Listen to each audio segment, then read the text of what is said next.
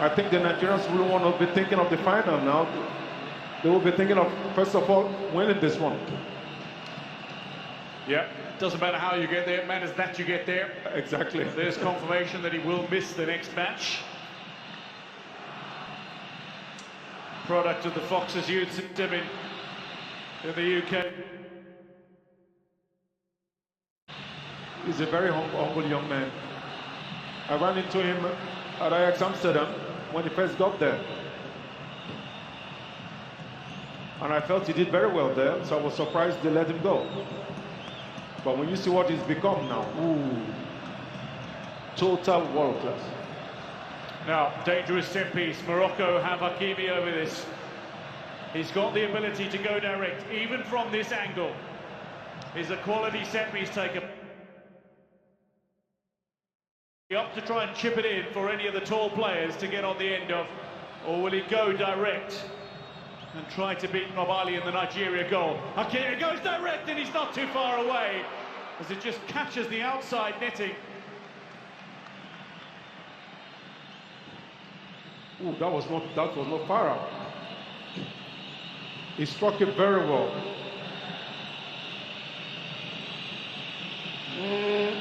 I think the Nigeria could do better with the wall there. I was just about to say, Akor Adams did his best to get out of the way of that one. Yeah. It's lively in Rabat. A roar from the Rabat crowd. They are doing everything to be the 12th man for the Moroccans. Up by Massina, but not cleared. Lukman, cutback is good. That is there as a rescue man. Onyeka with a touch, forward by Mazraoui, and now the chase forward. Onyeka goes across to try to cut out the run from Izalzuli, and he does enough to steer the ball out of play for a throw-in. Great defending, the way Onyeka read that and cut off the lines. The passing line, that was very, very well played. Izalzuli is down, and the referee says free kick Morocco. Taken quickly by Saibari. Izalzuli is down and holding on to his thigh, it seems, or his left knee. Morocco brought this ball in very quickly in an attempt to catch Nigeria with momentum against them. I don't actually think he got he's having pains from having been struck. I think it's kind of like he slipped, coupled with the strike he got.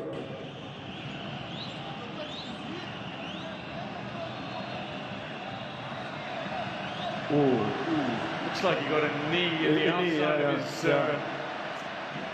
outside of his thigh.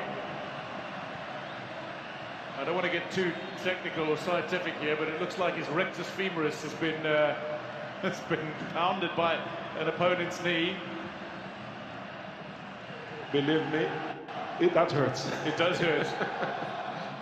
I only know it's the rectus femoris muscle because I've torn mine. Ooh. Bilal Al-Khanous.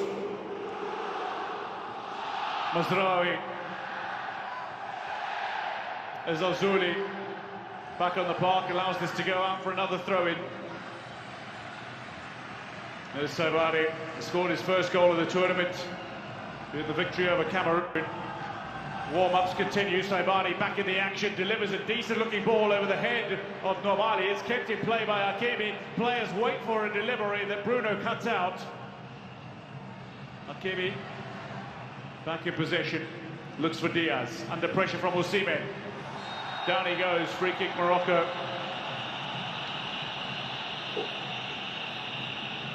It's taken quickly again. Hakimi delivery close to Nobali, who looked a little undecided as to whether or not he would catch it or punch it. In the end, recovers.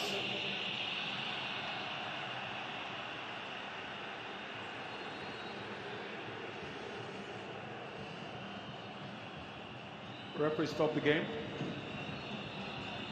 I think some technical issue there with the referees. I was about to say, it looks like the communication system might have a little problem. Samuel Uwikunda, the 39-year-old Rwandan who's been a FIFA official for nearly a decade, but another look at this free kick. genuinely not too far away. Well struck. Very well struck. A little bit deep in it and it will have been a goal, but at the same time, the way the wall broke off helped him a bit. Cell phone lights are on. It's causing this wonderful candlelight effect all throughout the stadium. One match from the final. This is the moment. It's not been a chaotic semi-final. It's been absolutely packed with quality. Well, we expected that because we're not just talking about any teams. We're talking about arguably two of the best teams in the competition so far. As Ozuli wanted the flick on, it's reached El Kaabi under pressure from Bassi.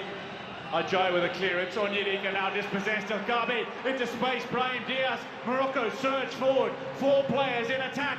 It's left for the man at the back post, Saibani. His first touch lets him down, and Morocco's chance is gone. Looking to revive it here. Saibani back in the area. Saibani! Brilliant save from Nwabali.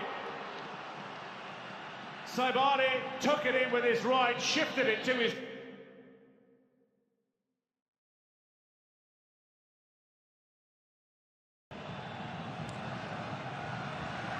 And now... a moment for Nigeria to breathe. A moment for Africa to breathe. Oh, big bump from Lukman. Well, he lined that up. And well, I know his back took the brunt of it. Well, this was a clear... This was a nudge of no. Oh, that's another look at Saibani's effort. For quality play from Saibani. Excellent. Great positioning from Nwabali on this occasion as well. Exactly.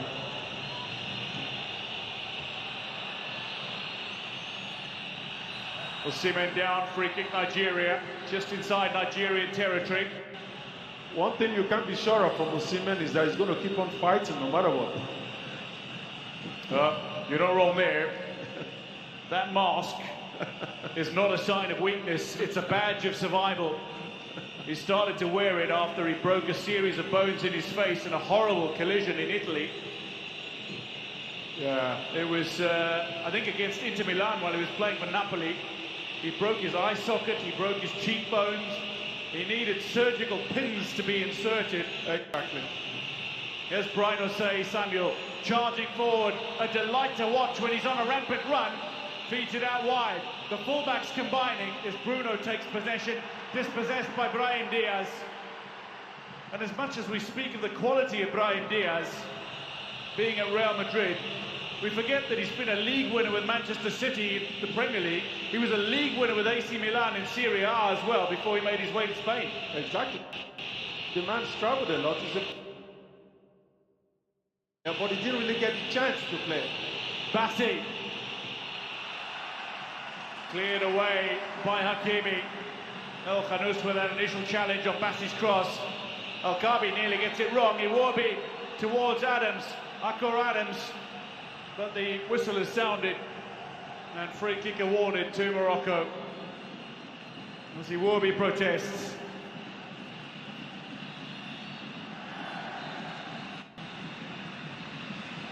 That was ball to hand, no? A clear foul, I think. Well, we're coming up towards half-time now. There has been so much to get into. So many areas that we could break this match down. Very interesting first half, huh? It has been. Both teams have been very cautious. And this is one where you're not going to be looking at the possession stats and saying, oh, one side is dominating the other, or looking at the number of crosses and thinking that something similar. But what have you read from what we've seen so far? I mean, neither team is precisely where they want to be. They don't have the goal, but they would both feel they've got positives to digest in the change room at half-time, you'd feel. No, look, like I said earlier before the game, when the game started, was that semi-finals, you don't play to be the best on the pitch. You play to win it. because the title is nearby. So that reason now, I don't think anybody's going to be worried about statistics about possession or how many chances we've gotten. That doesn't matter. But the longer the game goes, when we start getting tired legs, that's when it's going to start counting. The movements, the runs. I think both teams at the moment are happy with where they are. Nigeria, though, have been the team that score early goals. Morocco have, in a couple of their matches, not scored until the second half. We're looking at two different situations here. Nigeria scores a lot. Morocco concedes almost never.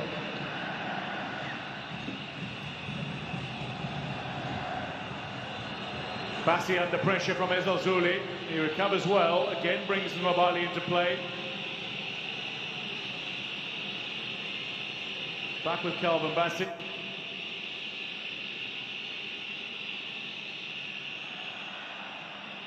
Elonoe with a touch. Works the ball away from Lukman again as Osimhen recovers. Adams tries to keep this in play and does so. Akor Adams. Well read by Elonoe again. Yeah, the Moroccans have this faculty, just as Nigerians also, to cut off the passing lines for the opposition. And it's been making it difficult for both teams to find that decisive pass that's going to break the defense. But there's been no panic from either side, even when there has been an error that has allowed position to switch hands. Not at all. It's been very composed. Exactly. Two very confident sides. There's the Nigerian band of supporters. A couple with some musical instruments. But the cacophony in the crowd comes from the Moroccan fans. Here's Akor Adams. What a ball from Bassi. What a pass from Bassi. Well, we come up now to 45 minutes in the stadium. We've only got 1 minute of additional time.